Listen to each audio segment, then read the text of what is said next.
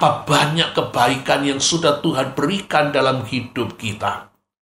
Dan jikalau ada hal-hal yang kurang baik, hal-hal yang sesungguhnya tidak kita inginkan, kita terima, kita alami terjadi.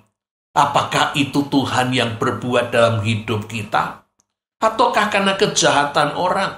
Ataukah karena kebodohan, kesalahan, kecerobohan? Karena kekerasan kita sendiri.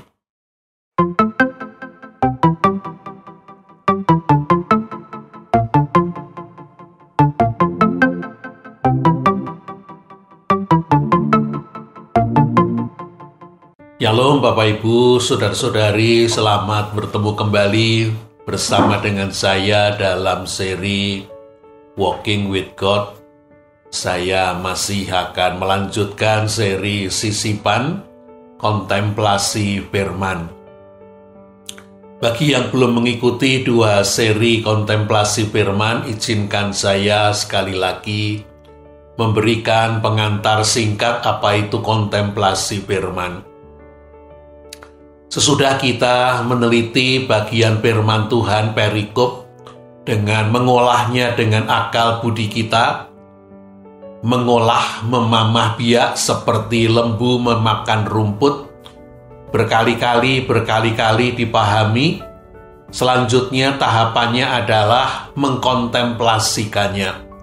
Sekarang kita akan memakai hati kita untuk membayangkan peristiwa dalam perikop Alkitab dengan dua macam cara. Yang pertama adalah dengan membayangkan kita hadir dalam peristiwa tersebut, sehingga kita menjadi saksi mata, mendengar dengan telinga kita, melihat dengan mata kita, sehingga pengalaman yang terjadi sungguh-sungguh menjadi pengalaman yang akan mempengaruhi kita.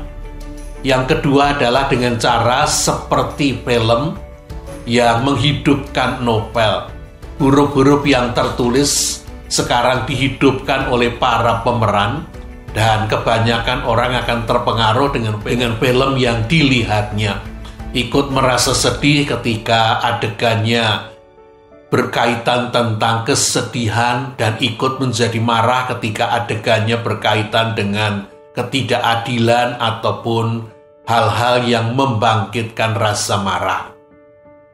Dan kali ini kita akan membahas tentang orang buta dan Tuhan Yesus. Mari sebelum kita membaca firman Tuhan, kita akan berdoa memohon pertolongan Roh Kudus. Ya Tuhan yang kami kenal, kami sembah di dalam diri Tuhan Yesus Kristus, Tuhan kami yang hidup, yang memeliharakan hidup kami dan bahkan yang menuntun hidup kami untuk Tuhan bawa sampai kepada rancangan Tuhan yang terbaik. Sekali lagi Tuhan, kami datang memohon pertolongan Roh Kudus apabila kami akan membaca, merenungkan firman Tuhan, supaya kami bukan hanya membaca, tetapi supaya kami mendapatkan firman yang hidup, yang menyapa kami, yang menyentuh hati kami, dan yang mempengaruhi hidup kami. Tolonglah kami ya Allah Roh Kudus, baik yang menjadi perantaraan firman Tuhan maupun kami yang akan menyambut firman Tuhan.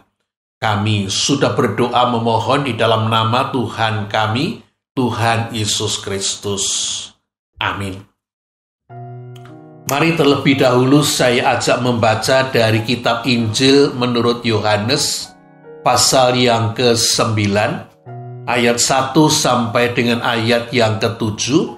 Lalu saya melompat bagian akhir perikop ayat 31 sampai dengan 41. Mari kita mulai dengan ayat yang pertama. Yohanes pasal 9 ayat yang pertama demikian. Waktu Yesus sedang lewat, ia melihat seorang yang buta sejak lahirnya.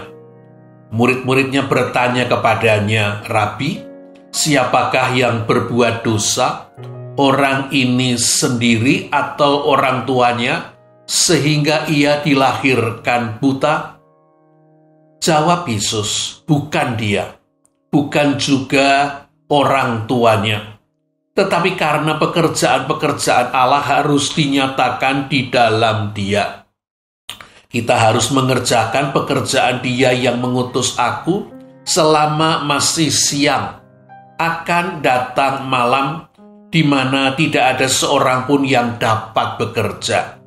Selama aku di dunia, akulah terang dunia.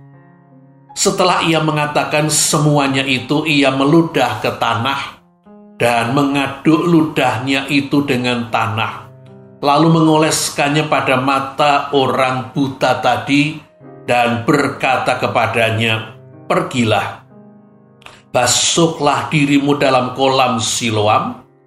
Siloam artinya yang diutus. Maka pergilah orang itu, ia membasuh dirinya, lalu kembali dengan mata yang sudah melek.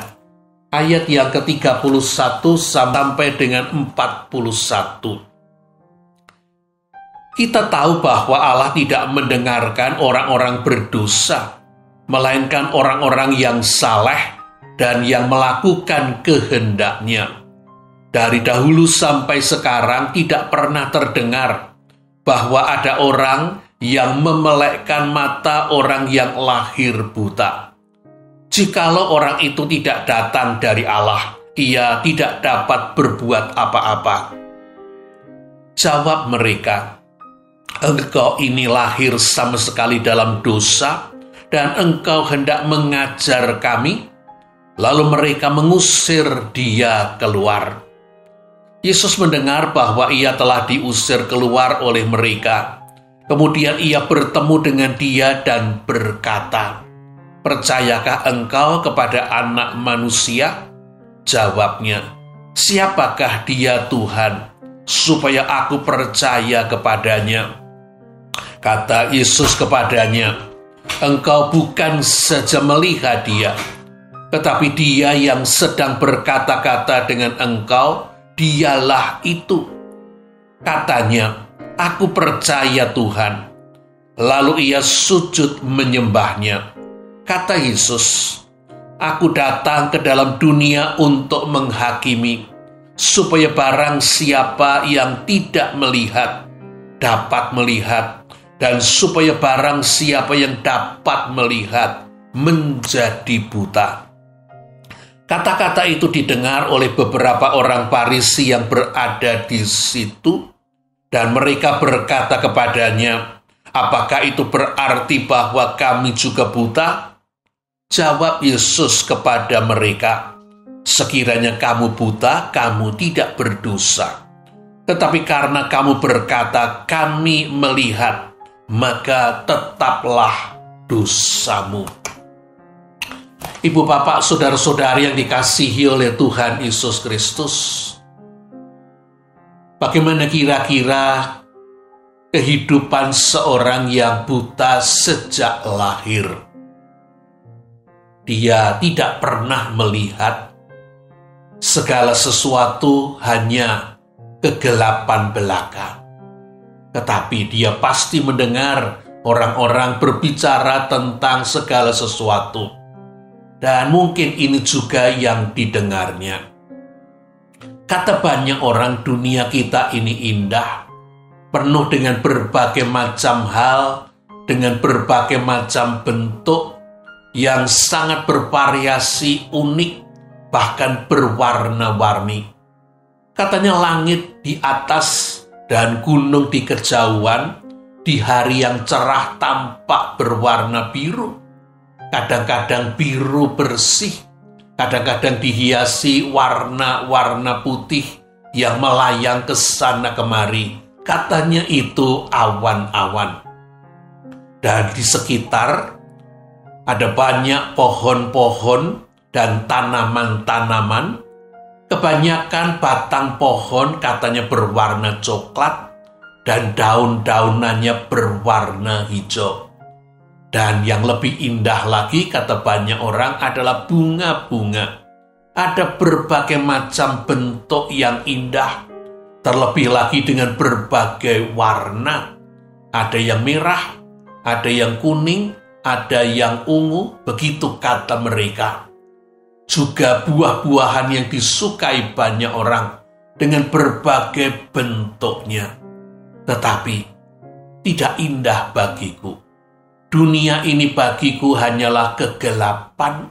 Tidak ada yang berbeda kecuali di saat suara ramai di sekelilingku, kata orang itu pagi hari dan siang, aku merasakan kehangatan pada kulitku. Dan ketika suara-suara makin tidak ada, makin sunyi, kata orang itu malam, aku merasakan angin dingin yang membelai kulitku. Aku cuma dapat mendengar, dan itu menjadi mataku yang buta. Aku melihat dengan jari-jariku, aku menyentuh, aku meraba, dan kemudian aku berusaha untuk menggambarkan bentuknya di dalam pikiranku sebisaku. Ketika aku mulai berjalan, pada waktu aku masih kecil sekali, aku harus mengandalkan tanganku supaya aku tidak membentur pintu ataupun dinding, tidak menabrak meja atau kursi atau barang-barang lain. Tetapi aku banyak kali melakukan kesalahan itu, menabrak, membentur. Baru sesudah aku mulai terampil, aku sudah jarang menabrak maupun membentur, tetapi lebih sering aku terjatuh oleh karena ada sesuatu yang menyandung kakiku, ataupun sebuah benda yang ketika aku injak ternyata bergerak dan aku pun terjatuh.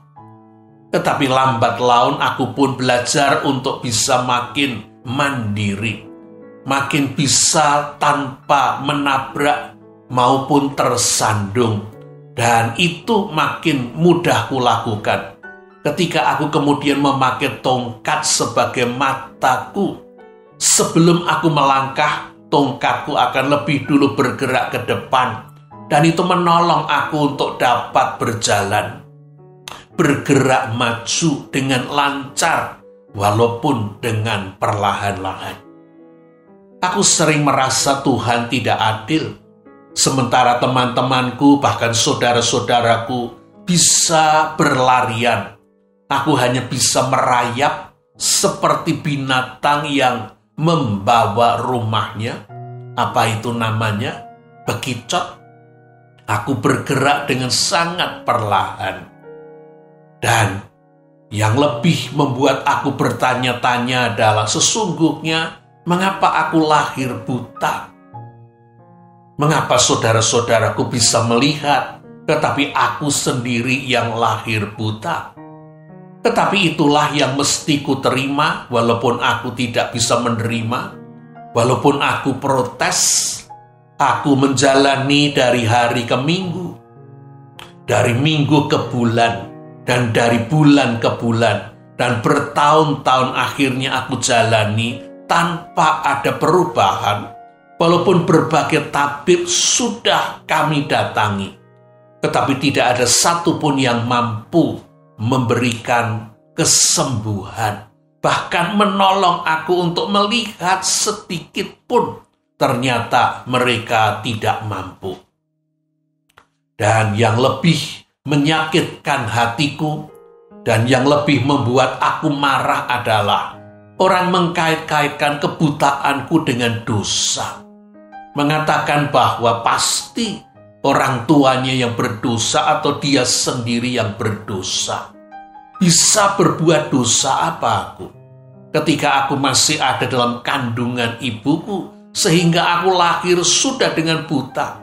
Bisakah aku menghujat Tuhan ketika aku masih berupa janin?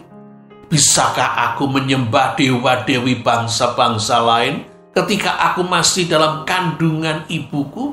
Mana mungkin. Aku pun pernah bertanya kepada orang tuaku, ayah ibu berbuat dosa apakah sehingga aku dilahirkan buta? Dan mereka pun tidak mampu untuk menjawab. Mereka berkata, "Nak, kami pun tidak tahu.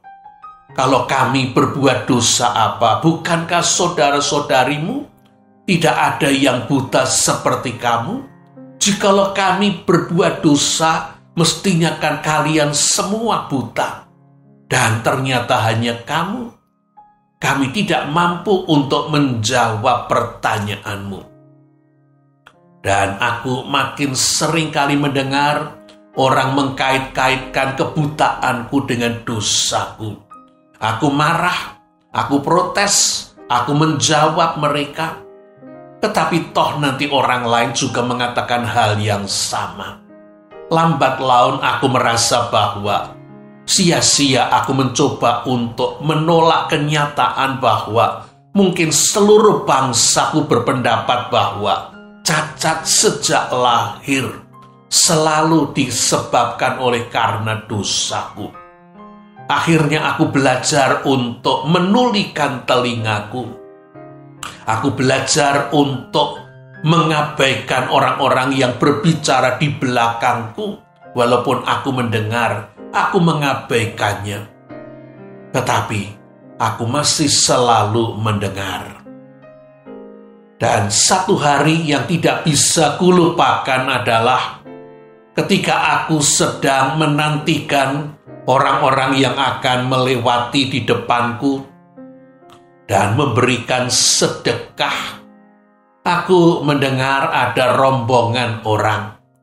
Aku sudah belajar untuk membedakan orang-orang dari langkah-langkah mereka yang terdengar di telingaku. Jikalau mereka adalah para tetangga pedagang di sekelilingku, mereka akan melangkah dengan santai, dengan perlahan saja. Lebih-lebih apabila mereka bersuara, aku segera akan mengenali itu ibu si A, itu bapak si B, oh itu adik kecil si C. Dan orang-orang yang lewat kota ini, ketika mereka akan pergi untuk beribadah, biasanya mereka akan melangkah dengan langkah-langkah yang cepat. Dan biasanya mereka tidak sendirian, mereka berjalan beberapa orang. Bahkan ketika mereka mengikuti seorang rabi, mereka akan berbondong-bondong. Dan kepada mereka inilah biasanya aku akan berseru, minta belas kasihan, minta sedekah. Dan bila mereka memang mau pergi untuk beribadah, biasanya mereka murah hati dan akan memberi. Tetapi ini yang mau aku ceritakan. Ketika aku berada di tempatku, aku mendengar langkah-langkah beberapa orang. Ini pasti bukan orang di sekelilingku. Dan sebelum aku sempat berseru meminta sedekah, ternyata mereka berhenti di depanku. Dan sebelum aku sekali lagi sempat untuk meminta sedekah, aku mendengar salah seorang dari mereka berkata, "Rabi, siapakah yang berdosa? Orang tuanya kah ataukah ia sendiri sehingga ia dilahirkan buta?" Mereka ini berdiri di depanku. Benar aku buta, tetapi aku tidak tuli. Aku mendengar apa yang ia tanyakan kepada Rabi sang guru. Tetapi untuk apa aku berdebat? Untuk apa aku mengungkapkan marahku kepada mereka? Toh paling-paling seperti kebanyakan, mereka hanya menganggap aku sebagai sebuah kasus untuk diskusi agama. Belum tentu juga mereka akan memberi aku sedekah. Aku berusaha untuk mengabaikan pertanyaan orang tadi kepada gurunya. Tetapi aku mendengar sang rabi menjawabnya, bukan dia dan bukan juga orang tuanya. Tetapi pekerjaan-pekerjaan Allah harus dinyatakan di dalam dia. Kita harus mengerjakan pekerjaan dia yang mengutus aku selama masih siang. Akan datang malam hari, di mana tidak ada seorang pun yang dapat bekerja. Selama aku di dunia ini, akulah terang dunia. Wow, benarkah yang aku dengar? Tetapi aku mendengar dengan jelas, oleh karena ia persis ada di depanku. Aku pasti tidak salah mendengar. Seumur-umur hidupku, baru kali ini aku mendengar ada orang yang tidak mengkaitkan kebutaanku dengan dosa. Dan bahkan rabi ini dengan tegas menyatakan bahwa kebutaanku bukan karena dosa orang tuaku, bukan karena dosaku. Kebutaanku tidak terkait dengan dosa. Dan tanpa aku sadar, aku mencucurkan air mataku. Betapa indah kata-katanya. Kata-kata yang membuat hatiku penuh dengan syukur dan pujian kepada Tuhan. Inilah pertama kali aku menjumpai orang berkata baik, positif tentang nasibku. Dia mempedulikan keberadaanku. Dan melalui kata-katanya yang indah, ia mengangkat harkat dan harga diriku yang sudah jatuh sampai di tempat yang sangat rendah. Ia berhenti persis di depanku, bukan untuk merendahkan aku. Ia berhenti persis di depanku untuk menyejukkan hatiku, menyegarkan jiwaku, memberi kelegaan. Dan sekaligus ia menjawab pertanyaan-pertanyaan yang kuungkapkan kepada Tuhan selama ini. Dan tidak ada jawaban. Pertanyaan tentang apa dosaku sehingga aku dilahirkan buta. Dan sekarang, untuk pertama kalinya, aku mendapatkan jawaban bahwa aku buta. Tetapi bukan karena dosa. Bukan dosa besar orang tuaku, bukan dosa besarku yang menyebabkan aku ini lahir buta. Aku sungguh-sungguh bersyukur. Bahkan walaupun aku sudah tidak terlalu menangkap kata-kata rabi ini, ia mengatakan bahwa pekerjaan-pekerjaan besar Allah akan dinyatakan di dalam hidupku. Apa benar perkataan Nabi ini? Tetapi pastilah benar. Aku sungguh berharap bahwa itu benar. Walaupun aku ini pengemis buta, tetapi ternyata Tuhan tidak membuang aku. Tuhan punya rencana atas hidupku. Pekerjaan-pekerjaan Allah akan dinyatakan dalam hidupku. Bukan hanya satu pekerjaan.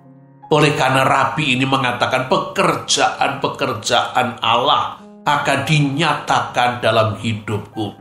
Ternyata Allah mempedulikan aku. Ternyata aku tidak dibuang oleh Allah. Aku ada dalam rencana Allah. Ini sungguh melegakan aku. Aku bersyukur, aku memuji Tuhan, aku bersukacita. Aku berharga di mata Tuhan. Terima kasih Tuhan. Puji Tuhan. Haleluya. Aku sepenuhnya tidak memahami kata-kata rabi yang ada di depanku ini. Tetapi aku mendengar ia mengatakan bahwa selama aku di dunia ini, akulah terang dunia. Terang dunia berarti jauh lebih besar daripada tempat ini, kota ini, bahkan lebih besar dari seluruh Israel, lebih besar dari yang namanya benua-benua. Terang dunia. Apa yang bisa dipakai menggambarkan terang dunia? Menerangi dunia. Lampu mana yang bisa menerangi dunia? Pasti bukan lampu. Inilah matahari, oleh karena hanya matahari yang mampu menerangi dunia yang sangat luas ini. Jadi rabi ini sedang mengatakan bahwa dia seperti matahari. Siapakah dia? Ia mengatakan selama aku di dunia ini, kalau begitu ia sudah ada sebelum ia ada di dunia ini. di mana ia berada sebelum di dunia ini. Kalau begitu, ia bukan dari dunia ini. Sesungguhnya siapakah dia ini? Dia mengatakan bahwa dirinya adalah diutus Allah untuk mengerjakan pekerjaan Allah. Dan ia juga mengatakan bahwa kita harus mengerjakan pekerjaan Allah selama siang, selama masih terang, selama masih kelihatan. Oleh karena akan ada malam, ketika orang sudah tidak bisa lagi bekerja, ketika kesempatan untuk bekerja sudah hilang. Ia adalah utusan Tuhan. Ia sedang mengerjakan pekerjaan Tuhan. Pekerjaan Tuhan apakah yang sedang ia kerjakan? Ia yang mengatakan dirinya terang dunia seperti matahari. Betapa dunia membutuhkan terang dan kehangatan matahari. Tanpa kehangatan matahari, bumi ini akan membeku dalam kedinginannya. Dan tidak ada sesuatu apapun yang hidup. Tanpa adanya terang, orang tidak akan mampu dengan leluasa bekerja dan menjalani hidup. Inikah sesungguhnya yang ia maksudkan dengan kata-kata, "Aku adalah terang dunia"? Bahwa manusia membutuhkan dia seperti manusia membutuhkan matahari. Siapakah dia? Dia diutus oleh Tuhan dan dia berani mengatakan bahwa kebutaanku bukan karena dosa. Ia bukan seperti rabi-rabi yang lain, guru-guru agama lain. Agaknya dia utusan Tuhan. Dia mengerti kebenaran yang dari Tuhan. Bukan hanya seperti guru-guru yang mencari-cari jawaban, mencocok-cocokkannya, dan kemudian dipakai untuk menyusun dogma dan doktrin pengajaran.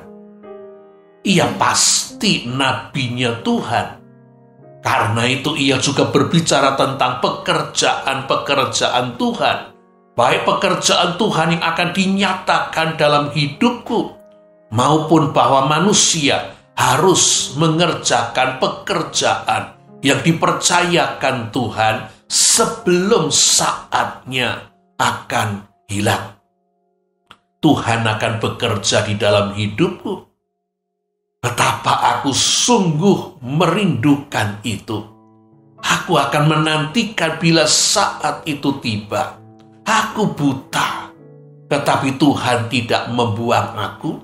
Aku buta, tetapi Tuhan akan berkarya di dalam hidupku. Seperti apakah itu? Aku menjadi bergairah, aku menjadi antusias. Hidupku bukan lagi kosong, hampa, sia-sia. Hidupku punya makna. Lalu aku mendengar seseorang meludah di depanku, agaknya si rabi ini. Dan kemudian mataku diolesi tanah yang basah. Agaknya ia sedang mengobati mataku, sebagaimana banyak tabib memakai ludah, sebagaimana banyak nabi memakai ludahnya untuk memberikan kesembuhan. Dan ia berkata kepadaku, "Pergilah, basuhlah dirimu ke dalam kolam Siloam." Kolam Siloam. Ia diutus Tuhan, dan kolam Siloam juga berarti yang diutus. Adakah ia punya maksud dengan ini? Supaya aku pergi kepada yang diutus? Tetapi aku tahu kolam Siloam. Dan ia mengatakan supaya aku membasuh mataku. Maka aku pun segera bergegas. Aku pergi ke kolam Siloam. Aku tahu di sebelah mana kolam Siloam. Dan aku membasuh mataku. Dan sungguh seperti tiba-tiba kegelapanku berubah menjadi terang. Yang tadinya tidak ada apa-apa yang terlihat di mataku. Aku sekarang melihat berbagai macam hal. Aku melihat pemandangan. Aku melihat orang. Aku melihat air. Aku melihat bahkan bayang-bayang mukaku di dalam air. Aku baru pertama kali melihat wajahku, hidungku, pipiku. Aku meraba mataku, bibirku, hidungku. Aku ternyata bisa melihat, aku sembuh. Sekarang sekali lagu aku menangis, aku bersyukur, aku memuji Tuhan. Lalu aku bergegas mencari Dia, si Rabi yang telah menyembuhkan mataku dari kebutaan. Tetapi ia telah meninggalkan tempat itu. Ia sudah tidak ada di sana. Aku terus melihat sekelilingku. Aku tercengang-cengang dengan apa yang aku lihat. Aku melihat ke atas langit. Aku sekarang bisa melihat langit. Ternyata biru seperti itu. Biru itu ternyata begitu biru. Aku juga melihat yang tadinya aku cuma tahu namanya dan aku sentuh dengan jari-jariku. Daun. Dan ternyata ini yang namanya hijau. Aku baru tahu hijau ternyata begitu indah. Hijau itu begitu hijau. Hataku terus menjelajah. Aku melihat semua, oleh karena semua merupakan hal baru bagiku. Sesungguhnya aku melihat walaupun aku agak terganggu oleh air mataku yang tak mampu kutahan untuk terus mengalir dan mengalir. Aku sembuh. Aku bisa melihat. Aku sekarang dengan leluasa dapat berjalan oleh karena mataku melihat apa yang di depanku, bahkan juga di depan kakiku. Aku tidak akan lagi tersandung. Aku tidak akan lagi nabrak. Aku tidak membutuhkan lagi tongkatku. Temanku yang terkasih selama ini. Dan ketika aku berjalan kembali ke tempatku, kembali ke rumahku, para tetangga mengamati aku dan mereka mulai mencoba untuk menebak, si butakah engkau? Dan dengan penuh sukacita aku pun mengiyakan, akulah si buta. Tetapi aku sekarang bukan lagi buta. Karena aku menceritakan tentang apa yang terjadi dengan diriku. Lalu orang-orang pun dengan heran berkata, tidak pernah orang yang cacat sejak lahir, buta sejak lahir, bisa melek kembali. Tidak pernah terjadi kecuali disebut di dalam nubuatan Nabi, katanya Nabi Yesaya. Pada waktu Mesias datang, Dia akan membuat orang buta bisa melihat, orang tuli bisa mendengar, orang lumpuh bisa berjalan, dan orang bisu bisa berbicara. Dan tiba-tiba, seperti pertama kali aku melihat, kegelapanku diubah menjadi terang. Apa yang samar-samar dalam pikiranku, yang tadinya baru merupakan dugaanku, sekarang nyata dengan terang. Pastilah si Rabi yang menyembuhkan aku, sesungguhnya Dialah Mesias yang sudah dinubuatkan oleh Nabi Yesaya. Dialah Mesias yang memiliki kuasa sehingga Ia mampu menyembuhkan kebutaanku.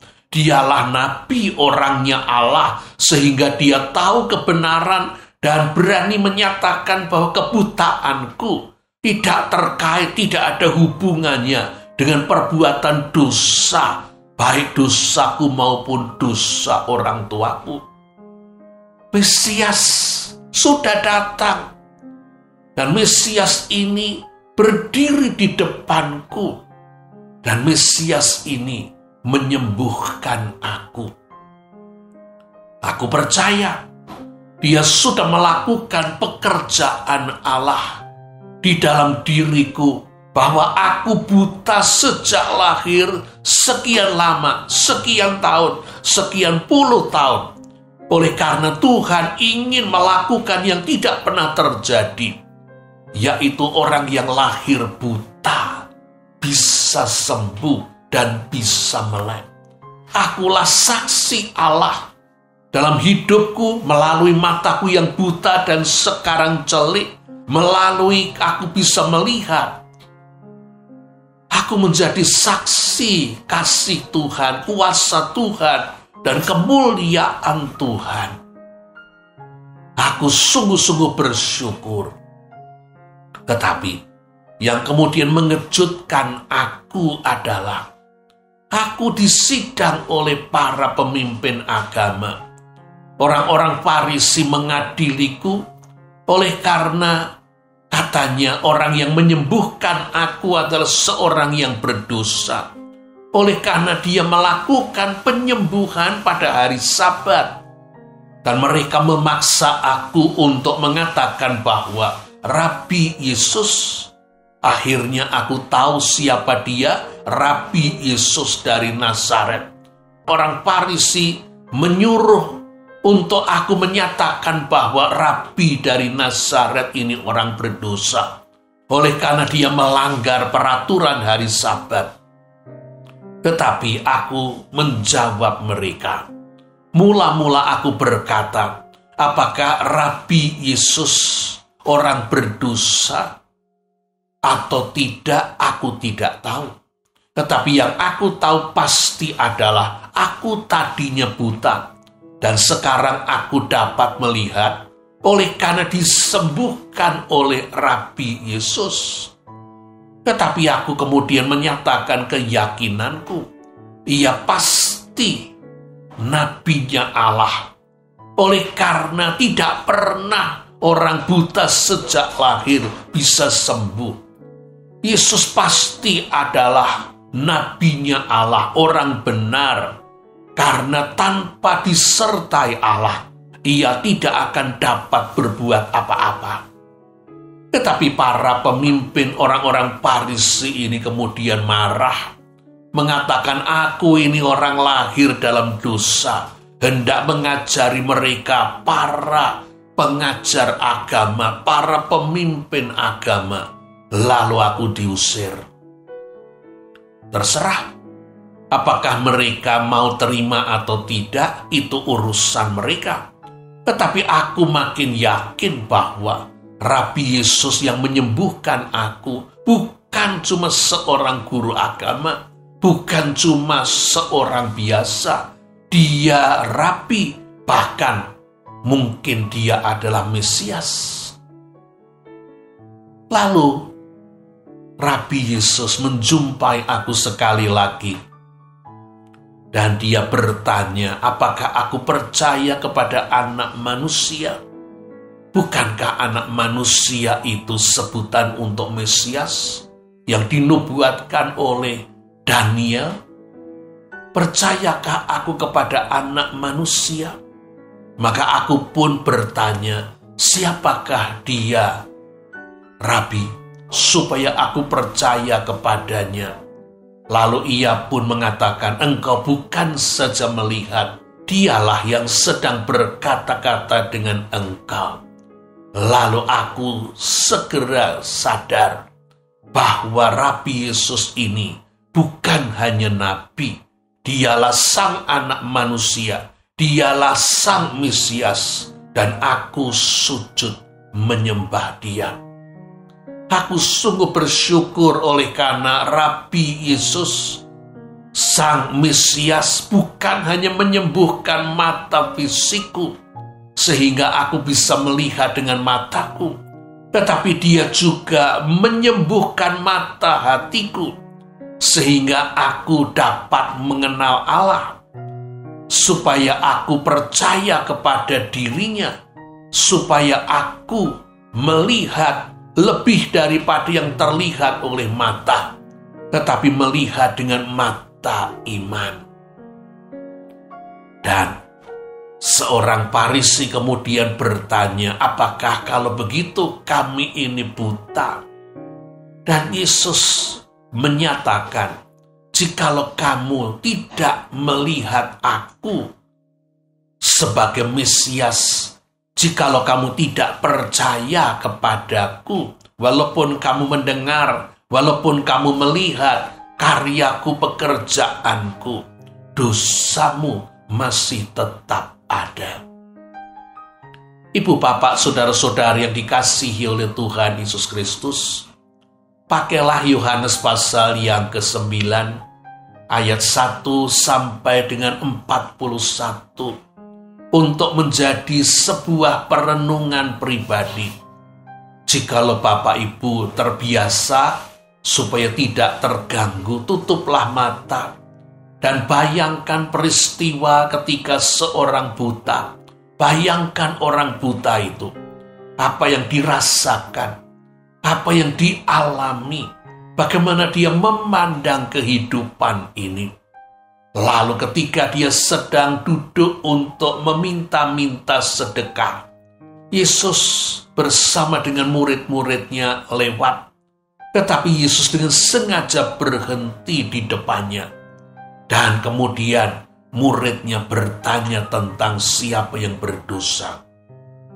Bayangkan teks Alkitab ini seperti sebuah film yang ditayangkan di depan mata saudara. Cobalah untuk merasakan perasaan si buta. Lihatlah bagaimana adegan demi adegan itu berjalan. Dan mintalah supaya Roh Kudus memberikan berkat berupa pewahyuan bahwa ternyata diri kita pun sesungguhnya adalah si buta itu. Kita ini ternyata adalah orang buta itu. Apakah ada di antara ibu, bapak, saudara-saudari yang karena sesuatu yang kurang, sesuatu yang buruk, sesuatu yang jelek, baik pada fisik kita maupun pada mental kita, maupun pada apa yang pernah kita lakukan, kesalahan maupun kegagalan, kita ini dijadikan bahan olok-olokan. Adakah yang pernah pada waktu kecil diolok-olok oleh karena fisik saudara, terutama lebih-lebih saudari, ibu-ibu dulu gemuk? Adakah yang juga mengalami justru karena kurus, sehingga seringkali dijuluki sebagai tiang listrik? Adakah karena saudara itu punya cacat? Maafkan saya, mungkin juling. Mungkin kita ini punya organ tubuh yang berbeda dengan orang lain. Kita dianggap abnormal. Ataukah kita ini dianggap begitu tolol, bodoh, sampai ada yang mungkin mengatakan bego? Ataukah kita ini dianggap tidak bisa apa-apa, pahpoh, tidak punya keterampilan apa-apa? Adakah kita mengalami kita dijadikan bulan-bulanan, diolok-olok, dan bahkan kekurangan kita seringkali dijadikan sebagai julukan kita, panggilan kita? Bagaimana rasanya bila saudara mengalami yang seperti itu? Harapannya kita tidak, tetapi seringkali kita ini bukan makhluk yang sempurna. Kita ini manusia berdosa yang selalu punya kekurangan dan cacat. Adakah orang-orang di sekeliling kita ternyata bukan malaikat-malaikat yang baik, tetapi mereka orang-orang yang sangat menyakiti hati kita? Adakah keluarga kita menerima dengan baik, walaupun kita ini punya kekurangan, punya cacat, bahkan mungkin pernah berbuat salah yang besar? Masihkah teman-teman kita menjadi sahabat kalau mereka melihat ternyata kita ini berbuat kesalahan? Dan pernahkah kita ini marah terhadap Tuhan, protes, mengapa aku yang begini dan saudara-saudaraku tidak seperti aku? Marah karena Tuhan kita anggap tidak adil, marah oleh karena Tuhan kita anggap tidak mengasihi kita. Kita ini seolah-olah anak tiri Tuhan. Bahkan kita merasa karena Tuhan juga tidak berbuat, tidak menyembuhkan, tidak juga memberikan penghiburan, kita merasa dibuang oleh Tuhan. Tetapi, adakah orang yang dipakai oleh Tuhan seperti Kristus mendatangi si buta ini? Mendatangi saudara untuk menolong, supaya saudara dapat menginsiapi, mengenali, menemukan bahwa Tuhan adalah terang dunia. Tidak ada maksud buruk, tidak ada niat jahat di hati Tuhan, supaya kita melalui sang terang dunia melihat hal-hal yang indah, hal-hal yang baik, dunia yang penuh dengan keindahan. Kita yang diciptakan dengan banyak hal yang memberikan kita kemampuan, kecakapan, bahkan mungkin dibandingkan orang lain, kelebihan. Sekalipun kita juga diberi kekurangan. Adakah orang yang menolong kita untuk membawa kita kepada Kristus? Membuat kita bukan saja dimampukan melihat hal-hal yang indah dan hal-hal yang baik, tetapi supaya kita mampu melihat hal yang terindah, hal yang terbaik, yaitu Tuhan sendiri. Oleh karena dunia ini hanyalah bayang-bayang dari Tuhan Sang Pencipta. Keindahan dunia ini tidak ada bandingannya dengan keindahan Tuhan. Kebaikan orang-orang di sekeliling kita bukan bandingannya kebaikan Tuhan. Apakah ada orang yang membawa saudara untuk meyakini bahwa Tuhan itu baik, Tuhan itu pengasih dan penyayang?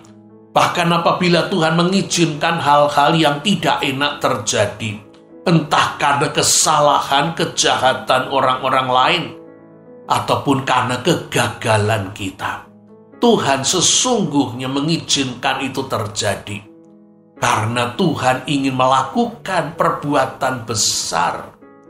Tuhan ingin berkarya dalam hidup kita, dan sesungguhnya Tuhan ingin memakai hidup kita. Sambil menutup mata, berusahalah untuk menemukan apa yang baik dalam hidup kita. Kita tidak buta, kita tidak lumpuh, kita punya kemampuan untuk dapat berbuat apa yang kita inginkan. Bahkan mungkin kita sudah melampaui tahapan tertentu. Kita bisa sekolah, kita bisa kuliah, kita bisa bekerja, kita bisa hidup mandiri, dan bahkan mungkin kita bisa berumah tangga. Kebaikan apa yang sudah kita terima dari Tuhan? Berapa banyak kebaikan yang sudah Tuhan berikan dalam hidup kita? Dan jikalau ada hal-hal yang kurang baik, hal-hal yang sesungguhnya tidak kita inginkan, kita terima, kita alami terjadi, apakah itu Tuhan yang berbuat dalam hidup kita? Ataukah karena kejahatan orang? Ataukah karena kebodohan, kesalahan, kecerobohan? Karena kekerasan kita sendiri? Dan apakah karena hal-hal seperti ini Tuhan membuang kita seperti orang seringkali mudah meninggalkan kita? Carilah Tuhan, oleh karena Tuhan tidak pernah meninggalkan saudara. Lihatlah Tuhan tetap berdiri di depan saudara, menunggu saudara, tidak hanya melihat ke dalam hati, pikiran, ke dalam kesedihan, ke dalam penderitaan, ke dalam kemarahan, ke dalam kekecewaan, tetapi supaya Tuhan melihat matanya yang penuh kasih, supaya saudara mengenali pertolongan Tuhan, kesembuhan yang diberikan Tuhan, anugerah dan berkat berkat yang sudah diberikan dan masih akan diberikan dan tersedia berlimpah-limpah bagi saudara. Percayakah engkau kepada Anak Manusia? Adakah saudara akan berkata, siapakah Dia Tuhan, supaya aku percaya kepadanya? Bersediakah saudara sujud menyembah kepada Yesus Sang Terang Dunia, yang memang mau menerangi bukannya saja pikiran kita, tetapi hati kita, dengan memberikan iman supaya kita melihat keilahiannya, supaya kita melihat belas kasih-Nya, supaya kita melihat kemuliaannya. Dan percayakah saudara bahwa Tuhan akan melakukan pekerjaan-pekerjaan besar di dalam hidup saudara? Adakah saudara bersedia pada gilirannya seperti Kristus dan seperti orang yang diutus datang dan menolong saudara? Giliran saudara untuk diutus Tuhan, datang kepada seseorang yang merasa hidupnya sudah tidak lagi ada harganya, dibuang oleh semuanya, hidupnya seolah-olah hampa. Maukah saudara diutus Tuhan untuk menerangi kegelapannya, hadir di hadapannya dengan sentuhan kasih pada matanya, pada hatinya, untuk menolong dia melihat apa yang selama ini tidak ia lihat, menginsiapi apa yang selama ini tertutup oleh karena kegelapan pikiran dan perasaannya, supaya saudara membawanya kepada Kristus, Sang Terang Dunia, dan ia mendapatkan terang itu di dalam hatinya, dan hidupnya diubahkan menjadi terang dunia kecil. Hidupnya menjadi yang memantulkan terang Kristus kepada semua orang di sekelilingnya. Hidupnya meneruskan cahaya kemuliaan Kristus. Adakah kita ini si buta yang sudah diubah menjadi yang dicelikkan mata, bukan saja mata fisik kita, tetapi mata iman kita, dan yang sekarang kita diutus Siloam untuk menolong orang melihat Kristus dan pada gilirannya memperlihatkan Kristus.